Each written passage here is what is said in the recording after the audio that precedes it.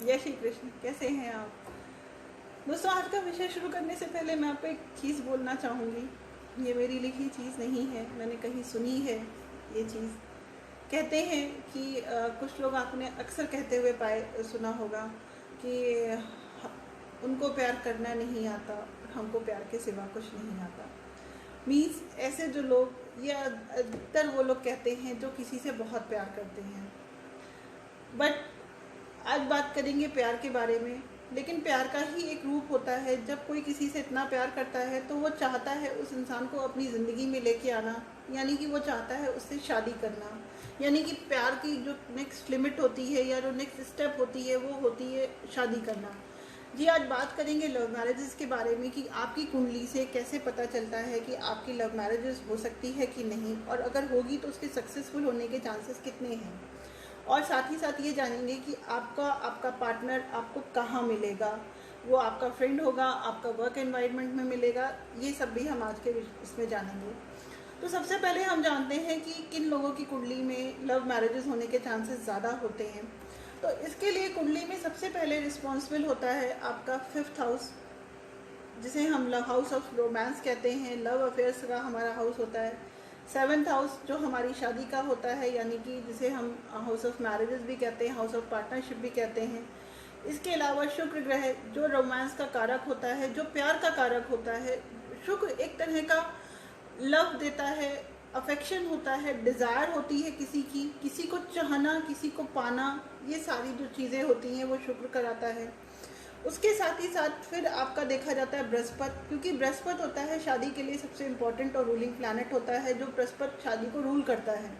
तो जब तक बृहस्पति की कृपा नहीं होगी या बृहस्पति का संबंध इन चीज़ों के साथ में नहीं बनेगा तो बहुत ही मुश्किल होता है आपकी शादी हो पाना उस इंसान के साथ में जिससे आप प्यार करते हैं। शादी तो आपकी हो जाएगी, बट उस इंसान के साथ में जिससे आप प्यार करते हैं। अगर किसी का 5th हाउस, जैसा कि मैंने उसके बाद में, अगर 5th हाउस से पहले हम एक चीज़ और बात करें तो किसी को प्यार करना तो आसान होता है, लेकिन उस प्यार का इजहार करना, उस प्यार के लिए एक तरह का करेज को लाना बहुत ज़रूरी होता है। तो उसके लिए मंगल का इम्पोर्टेंट होना बहुत ज़रूरी होता है, और इनफैक्ट मंगल का बली होना आपकी कुंडली में बहुत ज़रूरी है। अगर आपकी कुंडली में मंगल बली नहीं है या मंगल वीक है तो ऐसे लोग प्यार तो कर लेते हैं, बट प्यार के साथ उसका इजहार नहीं कर पाते, या फिर उसको नेक्स्ट लेवल शादी तक के लिए उनके पास हिम्मत नहीं होती, क्योंकि अपने पेरेंट्स को जाके बताना या फिर सोसाइटी में उस चीज़ को लेके आना एक बहुत ही हिम्मत का काम होता है। और इन सब के साथ ही साथ सबसे इम्पॉर्टेंट होता है आपका लग्नेश, यानी कि जो 1st हाउस में जो आपका नंबर लिखा हुआ है उसका लॉर्ड, अगर वो मजबूत नहीं है तो आप वो हिम्मत कर ही नहीं पाओगे, आप किसी से प्यार कर ही नहीं पाओगे। तो यहाँ पर आपके जो 4 या 5 चीज़ें निकल के आती हैं वो सबसे इम्पॉर्टेंट होती है। पहला होता है 5th हाउस, 7th हाउस का, शुक्र ग्रह का, बृहस्पति का और लग्नेश और मंगल का बली होना। ये जो सारी चीज़ें होती हैं ये आपको लेके जाती हैं लव मैरिजेस की तरफ। अब अगर किसी के 5th हाउस का जो लॉर्ड, आप जहाँ पे देखोगे पंचम भाव है आपकी कुंडली में, वहाँ पे कोई भी राशि लिखी हो सकती है, कोई भी नंबर लिखा हो सकता है। उसका लॉर्ड अगर 7म भाव से संबंध बनाता है और 7म भाव का लॉर्ड पंचम भाव से संबंध बनाता है, तो ऐसे लोगों की में कुंडली में 90% चांसेस होते हैं कि उनके लव मैरिजेस हो सके या वो लव मैरिजेस कर सकते हैं। उसके साथ ही साथ, क्योंकि उसके साथ भी अगर आपका जो 5th हाउस का लॉर्ड, 7th हाउस का लॉर्ड और 10th हाउस का लॉर्ड कहीं इन्वॉल्व हो रहा है आपस में, यानी कि आपका 5th हाउस का लॉर्ड 10th हाउस में बैठा है, 10th हाउस का लॉर्ड आपके 5th हाउस को देख रहा है, और साथ ही साथ वो आपके 7th हाउस के लॉर्ड के साथ में भी कनेक्शन बना रहा है, तो ऐसे लोगों को जो उनका लव होता है या ऐसे लोगों को जो पार्टनर मिलता है वो उनके वर्क एनवायरनमेंट पे, यानी कि उनके प्रोफेशनली मिल जाता है।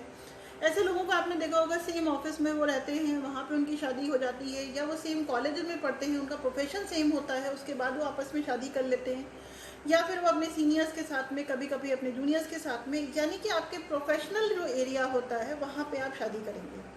उसके साथ ही साथ अगर कभी 5th हाउस का लॉर्ड, 7th हाउस का लॉर्ड और 11th हाउस का लॉर्ड इन्वॉल्व हो रहा है, तो ऐसे जो लोग होते हैं वो अपने क्लोज फ्रेंड के साथ में, जो फ्रेंड उनके बहुत लंबे समय से उनके फ्रेंड हैं, उनके संग में उनका एक कह सकते हो कि उनका अट्रैक्शन हो जाता है, उनसे उनको प्यार हो जाता है, तो वो उनसे शादी करते हैं, यानी कि अपने फ्रेंड सर्कल में उनकी शादी हो जाती है। यहाँ पे प्रोफेशन का सेम होना ज़रूरी नहीं है। उसके बाद में अगर हम बात करते हैं 5th हाउस के अलावा, मंगल का बली होना इसलिए ज़रूरी है कि मंगल आपको करेज दे रहा है। लेकिन अगर इन सारी चीज़ों के बावजूद आपकी कुंडली में लव मैरिजेस के चांसेस तो हैं, बट अगर उसको गुरु की दृष्टि नहीं मिल रही है, यानी कि गुरु इन प्लैनेट्स को, यानी कि गुरु पंचम भाव के स्वामी को, सप्तम भाव के स्वामी को और शुक्र को, और गुरु इटसेल्फ अगर इम्पोर्टेंट नहीं हुआ, तो फिर वो मैरिज लाइफ में या मैरिज करने में प्रॉब्लम क्रिएट करता है। और अगर यहाँ पे कहीं राहु इन्वॉल्व हो जाता है, तो ऐसे जो लोग, मैंने आपको मुलांक 4 की वीडियो में बताया था, जो राहु गवर्न लोग होते हैं, वो एक तरह का रेवोल्यूशन लाते हैं अपनी सोसाइटी में। तो वो शादी तो राहु करा देता है, बट वो अगेंस्ट सोसाइटी जा करके, यानी कि अगेंस्ट द पेरेंट्स की विल, या फिर इंटरकास्ट मैरिजेस भी कराता है राहु।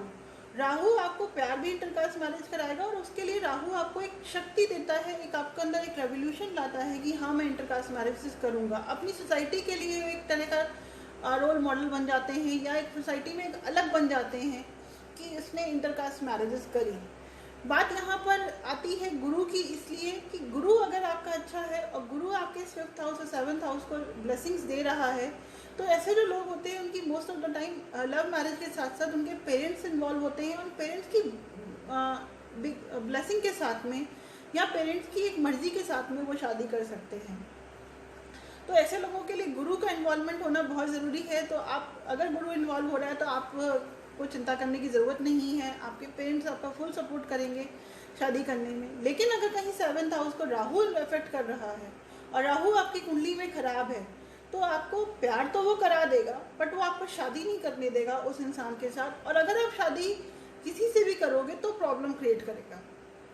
तो राहु का रोल बहुत इम्पॉर्टेंट होता है। राहु को खराब नहीं होना चाहिए, राहु को 5th हाउस से का संबंध बनना चाहिए, तो पर 7th हाउस पे वो बैड इफेक्ट नहीं करना चाहिए। राहु आपकी कुंडली में बैड इफेक्ट ना दे, इसका देखना बहुत ज़रूरी है। नहीं तो ऐसा कई उन केसेस में होता है कि जो लव मैरिजेस तो कर लेते हैं बट वो सक्सेसफुल नहीं होती, क्योंकि मैरिज के लिए सिर्फ मैरिज करना इम्पॉर्टेंट नहीं होता है, उसका सक्सेस और सर्वाइवल रेट बहुत इम्पॉर्टेंट होता है।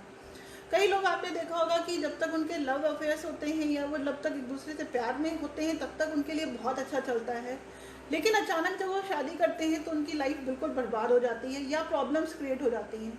तो वहाँ पर राहु होता है एंड राहु वहाँ पे प्रॉब्लम क्रिएट करता है। इसके साथ साथ आपके मन चंद्रमा यानी कि मून का स्ट्रॉन्ग होना और मून का सपोर्ट मिलना बहुत ज़रूरी है। अगर मून आपका सपोर्ट नहीं करेगा, चंद्रमा आपका सपोर्ट नहीं करेगा आपके लग्नेश का, तो फिर ऐसा जो लोग होते हैं वो एक जगह लग नहीं पाएंगे या एक जगह उनकी फीलिंग्स नहीं जुड़ पाएंगी।